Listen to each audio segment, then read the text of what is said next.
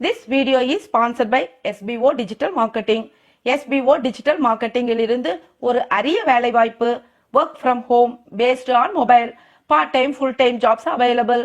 இதில் housewife students மற்றும் வேலை தேடுபவராக இருந்தால் உங்களுக்கான ஒரு அரிய வாய்ப்பு தான் இது.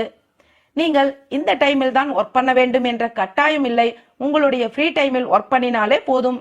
நீங்கள் இந்த SBO ஜாபில் இணைய விரும்பினால் கீழே டிஸ்கிரிப்ஷனில் உள்ள எண்ணிற்கு வாட்ஸ்அப் பண்ணவும். ஸ்கிப் பண்ணாதீங்க. பெரிய தப்பு. தினம் 300 ரூபாய் சம்பாதிக்க அரிய வாய்ப்பு. இன்ஸ்டாகிராம், Facebook பயன்படுத்த தெரிந்தால் போதும். Content post and content publishing மூலமா தினம் 300 ரூபாய் சம்பாதிக்கலாம். இந்த வேலை செய்ய 5 நிமிடம் போதும். Work training support, group communication support, all language customer live chat support, முக்கியமா சொந்தமா ஒரு பிசினஸ் ஸ்டார்ட் பண்ற அளவுக்கு உங்களால கற்றுக்கொள்ளவும் முடியும், சம்பாதிக்கவும் முடியும். இந்த வேலை வாய்ப்பு வழங்குவது 5 வருடத்திற்கு மேல ரன் ஆகிட்டு இருக்க நம்ம தமிழ்நாட்டு company school of business organisation private limited. மேலும் விவரங்களுக்கு டிஸ்கிரிப்ஷன்ல கொடுத்திருக்க நம்பருக்கு வாட்ஸ்அப் பண்ணுங்க.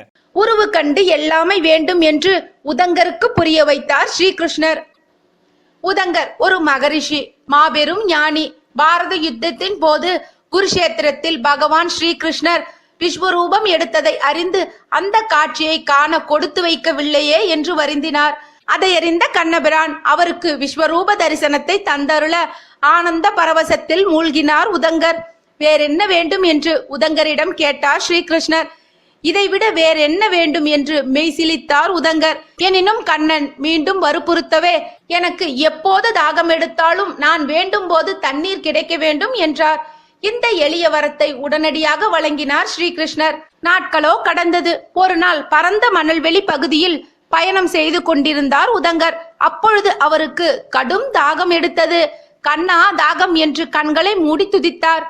அடுத்த நிமிடமே அவர் எதிரில் ஒரு புலையர் வந்தார். பார்க்கவே அருவருப்பாக இருந்தது அவருடைய தோற்றம். அவர் கையில் ஒரு குவளை இருந்தது. தண்ணீர் அருந்துகிறீர்களா என்று கேட்டார். உதங்கருக்கோ அவரை பார்க்க பார்க்க வெறுப்பு அதிகரித்தது.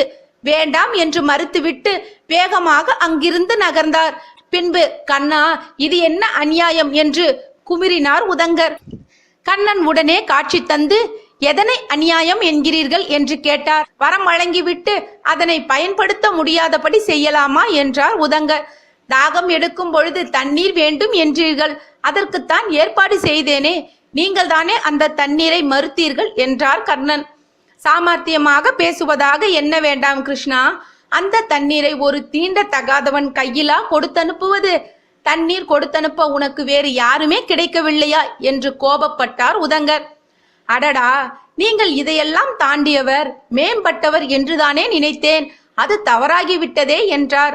உதங்கரோ மௌனம் சாதித்தார். உதங்கரே, உங்கள் மீது இருந்த அபிமானம் காரணமாக உங்களுக்கு தாகம் எடுக்கும் போதெல்லாம் தண்ணீருக்கு பதில் அமிர்தத்தையே வழங்கலாம் என்று முடிவு செய்திருந்தேன்.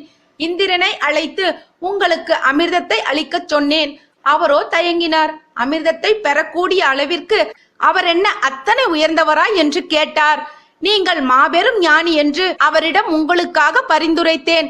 அவரோ, அப்படியானால் அதை நானே சோதித்து தெரிந்து கொள்கிறேன் என்றபடி புலையனின் உருவில் உங்களிடம் வந்தார். ஆனால் உருவத்திலோ வேற்றுமை பாராட்டி உயர்வு தாழ்வு என்று பாகுபாடு பார்த்து நீங்கள் தான் என்னை ஏமாற்றி விட்டீர்கள் என்றார் கிருஷ்ணர். உதங்கரோ தலை குனிந்தார். என்ன நேயர்களே, இப்பொழுது புரிந்திருக்குமே, உருவத்தை கண்டு எல்லாமே வேண்டும் என்று உதங்கருக்கு புரிய வைத்து விட்டார் ஸ்ரீகிருஷ்ணர். இது போன்ற மேலும் சில சுவாரஸ்யமான தகவல்களுக்கு எங்களோட சேனலை சப்ஸ்கிரைப் பண்ணுங்க. பிடிச்சிருந்தா லைக் பண்ணுங்க, ரொம்ப பிடிச்சிருந்தா ஷேர் பண்ணுங்க. உங்க கமெண்ட்ஸை எங்களுக்கு மறக்காம போஸ்ட் பண்ணுங்க. நன்றி நேயர்களே.